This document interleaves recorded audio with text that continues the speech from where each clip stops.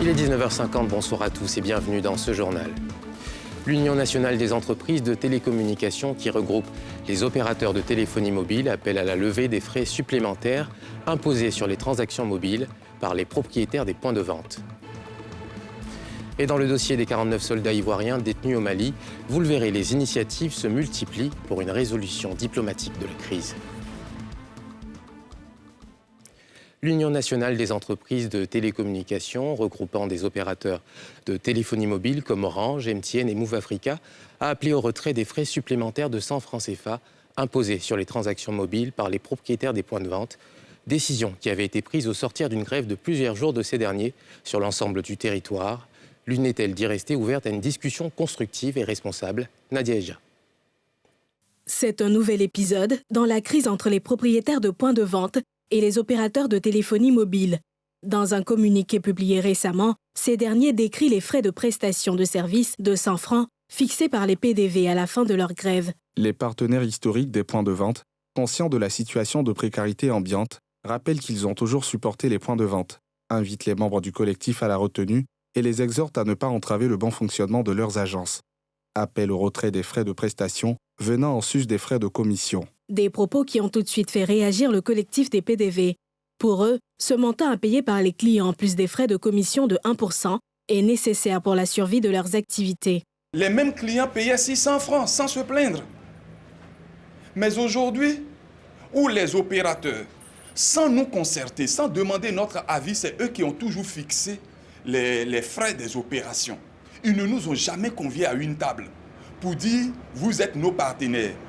Comment est-ce qu'on peut trouver la bonne formule qui va aider la clientèle, aider nous les opérateurs et vous qui êtes la courroie de transmission entre les opérateurs et nous? Mais non, ils ont toujours décidé de façon unilatérale des frais de transaction et même des bénéfices qu'ils doivent nous reverser. Nous ne forçons pas un client à payer les frais de prestation de proximité, mais nous leur demandons tout simplement de comprendre qu'ils sont en train de contribuer à maintenir la viabilité de nos points de vente qui leur rendent service. Pourtant, dans cette lutte, certains se sont désolidarisés du collectif et préfèrent s'en tenir aux frais fixés par les opérateurs de téléphonie mobile. Le client vient, il fait son retrait. Si par exemple il veut faire un retrait de 10 000, les frais c'est 100 francs. Il paye juste les frais 100 francs pour le retrait de 10 000 simplement. Ils sont contents. Ça fait qu'on reçoit un peu plus le client que d'habitude. Du côté des clients, les avis sont partagés. Si c'est urgent, ouais, vous êtes pressé, vous ne pouvez pas attendre à l'agence. L'agence est un peu loin. Bon, toi, tu es fait tout de suite. Bon, tu vois, comme c'est 100 francs, au lieu de déplacer par là l'agence, tu peux prendre des taxis 200. Bon, tu vois que ce n'est pas la peine, c'est mieux de payer les 100 francs. Ça ne nous arrange pas, mais on paye. Voilà, pour pouvoir faire nos retraits. Nous leur demandons, pardon, ils n'ont qu'à arrêter ça. S'ils ne veulent pas faire leur travail, qu'ils arrêtent. Eux-mêmes, la société va prendre les possibilités de placer les caisses pour nous, pour qu'on puisse faire notre retrait à un autre dépôt. Bien avant, la société même plaçait les cabines. Mais plus qu'ils sont venus maintenant pour investir dedans, c'est là la société s'est retirée pour qu'ils puissent avoir la place pour pouvoir avoir un peu. Mais plus que ça a baissé, ils n'ont qu'à faire avec. Plus qu'avant c'était cher. Nous on ne se plaignait pas, maintenant que c'est devenu moins cher, et ils se plaignent. Pourquoi? Notons que plusieurs PDV avaient vu leur puce de service suspendue en raison de l'application des frais de service de 100 francs CFA.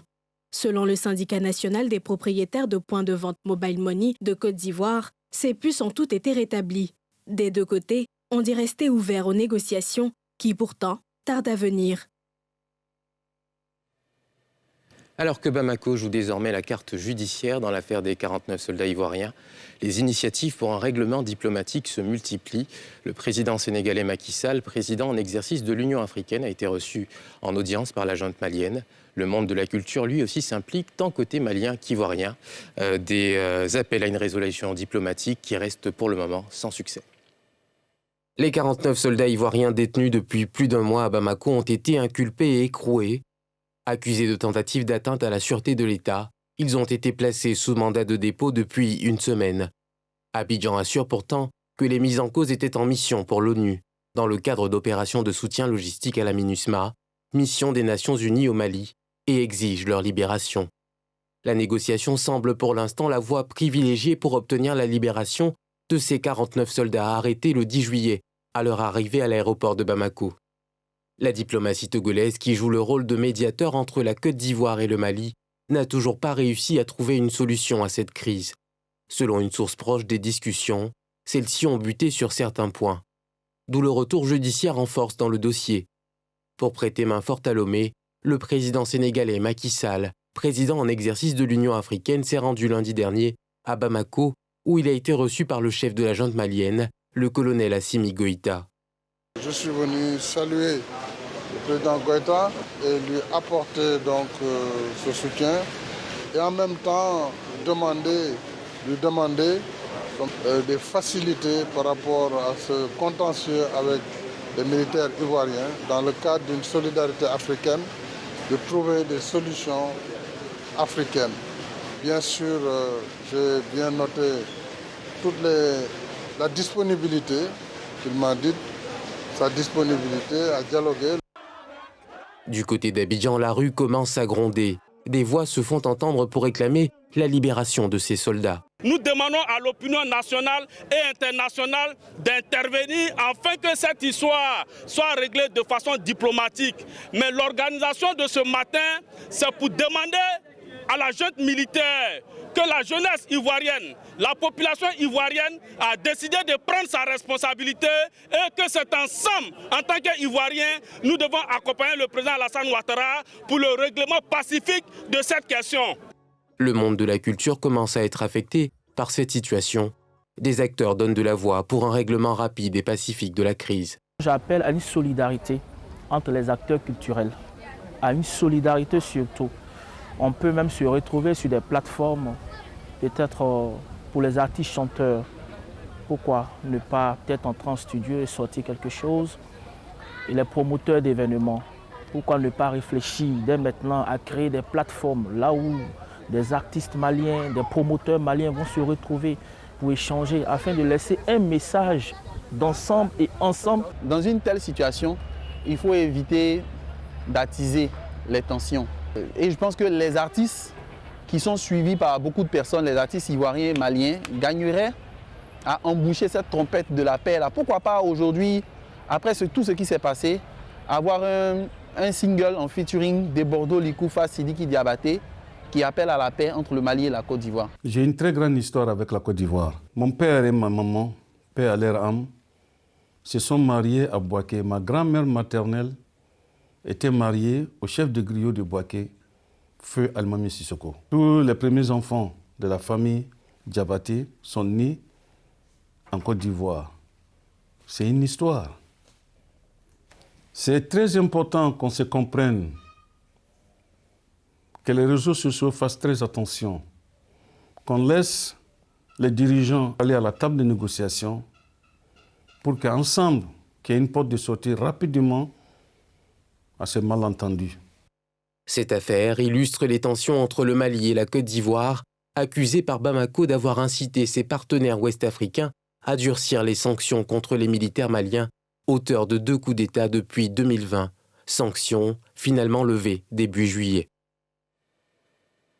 Après les affrontements du 31 juillet et du 12 août dernier entre factions de jeunes Malinqués et Abbé Andoussi, la ville tente de retrouver sa quiétude. Les activités ont repris progressivement. Plusieurs actions de sensibilisation sont menées par les chefs de communauté pour restaurer la cohésion sociale. Le constat de Pierre Dipomélin et Sang Sang. Ndoussi, localité à une centaine de kilomètres du nord d'Abidjan. Après la psychose vécue par les populations suite aux 2 affrontements intercommunautaires qui ont fait 4 morts, plusieurs blessés et d'importants dégâts matériels, les activités ont repris vie. À l'entrée de la ville, Alimenta devant ses étals de fruits retrouve le sourire. On était parti à Abidjan pour faire le mariage de mon fils. Donc ici, quand il est venu, on dit il y a chose, mais il y a beaucoup de tout qui est gâté. Les fruits sont pourris, les bananes sont gâtées, donc il y a beaucoup de tout qui est gâté. C'est la paix, on veut. S'il y a de la paix, les choses, ça continue quoi. La vie, ça continue bien. Dans le centre-ville comme au quartier Abbé, les stigmates de la violence sont encore visibles. Les victimes ont du mal à s'en remettre. Tous mes biens sont brûlés. On dit que même je vais me lever pour aller les attaquer. Mais je laisse Dieu faire sa volonté. C'est Dieu qui peut faire le combat pour nous, sinon Dieu ne peut rien faire. J'ai perdu des produits phyto, des articles scolaires et bureautiques, et puis des vêtements pour femmes. J'estime ça à 3 millions. Maintenant, 3 millions, ce n'est pas une petite somme, parce que ce n'est pas maintenant qu'on a commencé, il y a longtemps. Pour me relancer, je n'ai pas d'argent. En tout cas, vraiment, j'ai tout perdu dans le magasin.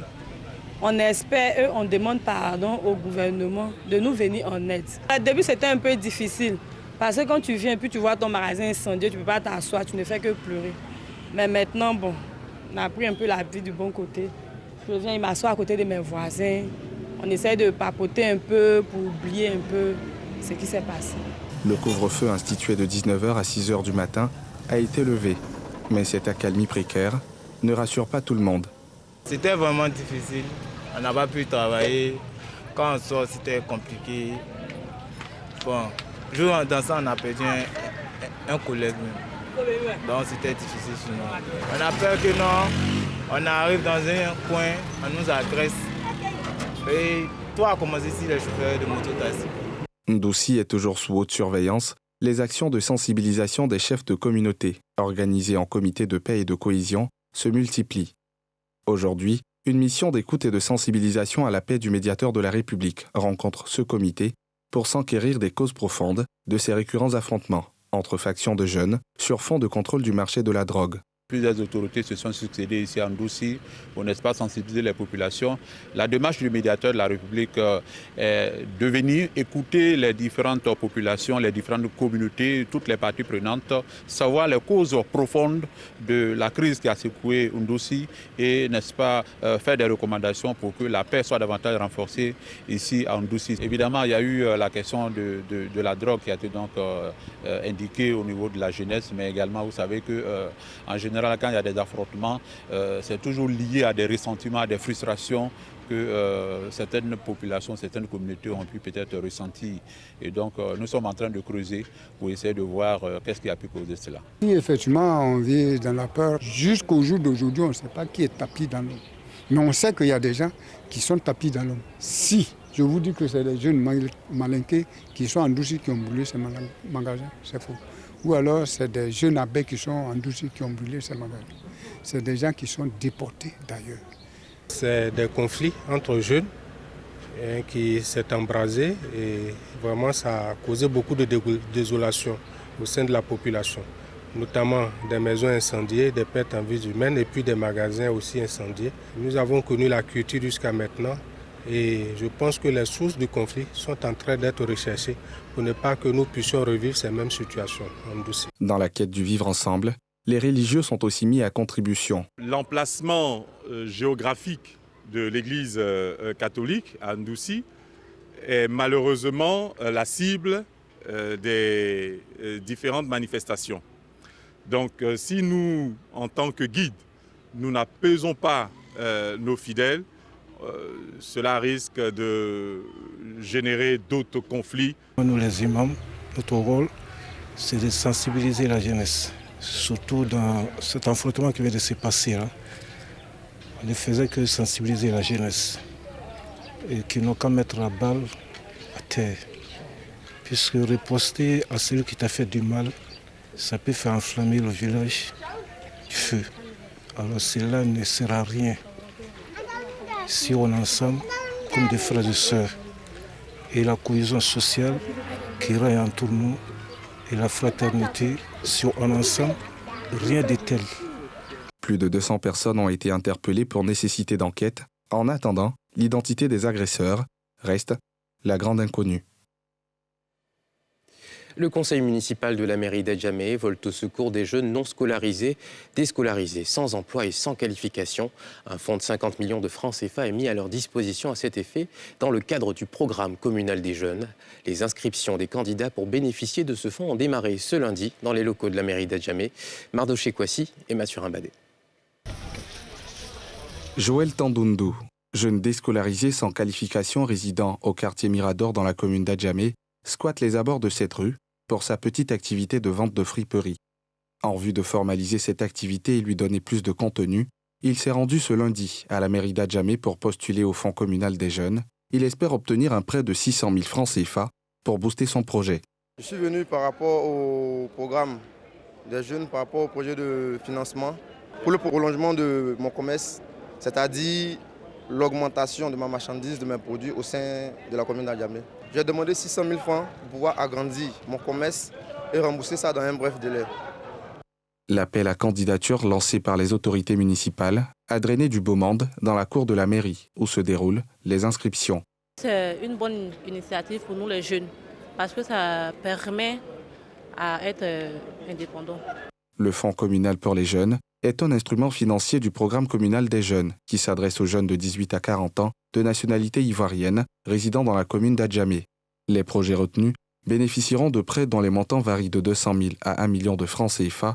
La mise en œuvre est assurée par la direction des services socioculturels et de la promotion humaine. Ce que nous encourageons le plus, c'est des projets assez simples, assez souples, mais structurants, qui puissent leur permettre, dans les meilleurs délais, de se prendre en charge pour que, en un temps raisonnable, ils puissent donc rembourser ce prêt. Parce qu'à la vérité, c'est un prêt. Et nous voulons donc, par système revolving, accompagner d'autres jeunes donc, dans cette initiative-là. Le député maire de la commune d'Adjamé et son conseil municipal entendaient à travers cette initiative accentuer le combat contre le chômage à travers l'autonomisation de cette jeunesse non scolarisée, déscolarisée, sans emploi et sans qualification rendue vulnérable et à risque par leur situation. Nous avons pensé créer un fonds communal pour les jeunes qui ne sont pas des intellectuels, qui n'ont pas de diplôme. Et c'est là pour permettre à toute la jeunesse d'Adjamé de s'occuper par une activité quelconque. Donc à ce niveau, nous avons souhaité que tous ceux qui désirent faire quelque chose viennent souscrire à ce nouveau programme. Ce dispositif, dans sa phase initiale, va prendre en compte 2000 jeunes désireux de créer ou renforcer leur micro-entreprise. Les bénéficiaires des prêts feront l'objet d'un suivi rigoureux pour les aider à bien gérer ces fonds jusqu'à remboursement du prêt. Dernière ligne droite pour les candidats retenus pour le scrutin législatif et sénatorial partiel du 3 septembre prochain. À quelques jours de l'ouverture de cette étape officielle pour la course aux voix, ils ont reçu ce lundi affiches et spécimens de bulletins de vote. Occasion pour la commission électorale indépendante de les inviter à une campagne civilisée et au respect du code de bonne conduite pour un scrutin sans heurts. Un reportage signé Thiemé Dandier. Retour dans les bureaux de vote pour les électeurs dans 4 circonscriptions électorales du pays, dont 3 pour les législatives partielles et 1 pour les sénatoriales partielles. À moins de 2 semaines de ces scrutins, en lien avec le décès des titulaires, les préparatifs de l'organisation par la CEI, Commission électorale indépendante, vont bon train. Nouveau pas franchi, la remise des affiches et des spécimens de bulletins de vote aux candidats retenus. Des documents à leur effigie pour se lancer officiellement à la pêche des voix. Avant le terrain, l'instance électorale énonce ses consignes en vue d'un scrutin apaisé. Je voudrais, au nom de la Commission centrale et du président de la CEI, M. Koulibaly Kubier Ibrahim, vous recommander de vous approprier le code de bonne conduite en période électorale signé par vous, les candidats, pour ces élections partielles, afin de vous exhorter à offrir à la Côte d'Ivoire une campagne électorale civilisée et sans heurts dans toutes les circonscriptions électorales concernées. Sont concernés par ces autres scrutins partiels les circonscriptions 57, Bodokro et Marabadiassa, 150, Meyagi et Upuyo, communes et sous-préfectures, et 202 Bobo, Dirabana et Séguéla, sous-préfecture au titre des législatives, et la région du Haut-Sassandra pour les élections d'un nouveau sénateur. Siège laissé vacant suite au décès en mars 2022 du sénateur Touré Lanciné. Dans la commune du Plateau, l'une des voies menant à la commune de Trècheville est devenue une source d'inquiétude pour automobilistes et autres usagers. Des fossés apparus à un virage très fréquenté ralentissent la circulation. Salif Yalekwe. Abidjan Plateau. Ici, nous sommes sous le pont Félix Houphouët-Boigny. Ce virage, chemin menant à Atécoubé et à Trècheville, est devenu l'axe de tous les dangers. Les véhicules qui s'y aventurent à vive allure surtout sont obligés de marquer une halte. Attention, danger sur ce tronçon dans les environs du quai fruitier. Pour ces conducteurs, les autorités doivent agir pour réparer cette voie à haut risque. Si l'État pouvait faire quelque chose, surtout la nuit même là, il peut y avoir des accidents très très graves ici. Ça peut vraiment mettre la vie des gens très en danger. Ouais. Là, ce trou-là, c'est malvenu, puisque en bas du point P, il y a un virage. Donc là, c'est trop malvenu. Là. Si c'était moi, on pouvait fermer un peu le trou. Et là, on ne voit pas, de loin, on ne voit pas. Au moment, souvent, ces deux voies arrivées net, tu vois qu'il y a un trou, donc ça peut créer des accidents. En tout cas, pour nous, ce n'est pas trop assurant. Ce n'est pas trop assurant pour la sécurité des usagers, y compris pour nous aussi, ce n'est pas trop assurant. Que le gouvernement au moins se penche à cela. Le pont vient d'être renouvelé, puis bon, ce trou en bas, ça ne présente pas bien. Surtout au plateau, ce n'est pas joli à voir. Agir vite, avant que le pire ne se produise. Ils ont connu l'affluence, le faste des jours heureux, mais ils sont désormais au bord de la faillite. Dans ce reportage, on s'intéresse à ces hôtels aujourd'hui délaissés dans la capitale économique ivoirienne. Crise politique, sanitaire ou encore emplacement problématique, ils ont du mal à se relever. Leurs propriétaires lancent un cri du cœur pour un patrimoine qui tombe en ruine et surtout dans l'oubli. Mithilène Légré, Harouna Zeba et Eric Kimo. Ils faisaient partie des destinations privilégiées des touristes et hommes d'affaires de la capitale économique. L'hôtel à 100 vents et l'hôtel Terminus, pendant longtemps, ont figuré parmi les hôtels de renom à Abidjan. Marina Amoa est l'une des gérantes de l'hôtel à 100 vents, un complexe hôtelier bien connu de la commune de Yopougon. Depuis 2010, elle et son père sont confrontés à des difficultés financières en raison des crises post-électorales et de la Covid-19. Le taux de remplissage vacillait entre 30 et 40%. Mais aujourd'hui, force est de savoir qu'aujourd'hui, on est peut-être à 2%. On a dû réduire le personnel parce que ça ne sert à rien que les gens viennent travailler, qu'on ne puisse pas les payer. Avant, il y avait plusieurs personnes pour un même poste. Mais maintenant, on a dû tout revoir. Cet hôtel n'est pas le seul au bord de la faillite. Au quartier France-Amérique, dans la commune de Trècheville, l'hôtel Terminus fait face à des difficultés plus grandes. La principale est la perte de leurs clients à cause de la poussière que dégage une société de ciment installée à quelques mètres. Si tu as fait 2 jours sans nettoyer ici, quand tu viens, tu balayes le ciment, tu fais le tas comme ça. Vraiment, ça nous fatigue. On avait plusieurs sortes de clients. Hein. On avait les Asiatiques qui étaient souvent des marins, des expatriés français, européens qui venaient en touriste. Ces hôtels de renom ont perdu plus de 80% de leur chiffre d'affaires. Les gérants lancent à leur tutelle un cri de cœur. Je voudrais souhaiter que l'État nous aide un peu par ces organismes qu'on a créés et surtout pour quand on a des difficultés comme les nôtres là, hein, pour qu'on puisse se relever. Si un jour je ne suis pas là, c'est la mort dans l'âme parce que je ne veux pas que ce que j'ai créé meure après moi. Que le ministère se penche sur les établissements hôteliers parce que ce n'est pas facile du tout. Les propriétaires de ces établissements hôteliers souhaitent également de l'État un allègement des taxes fiscales afin de les aider à redonner à leur patrimoine le charme d'avant. Et c'est la fin de ce journal. Merci d'être toujours là avec nous. Juste après, ne manquez pas votre nouveau rendez-vous Focus Faits divers. Bonne suite de programmes sur NCI.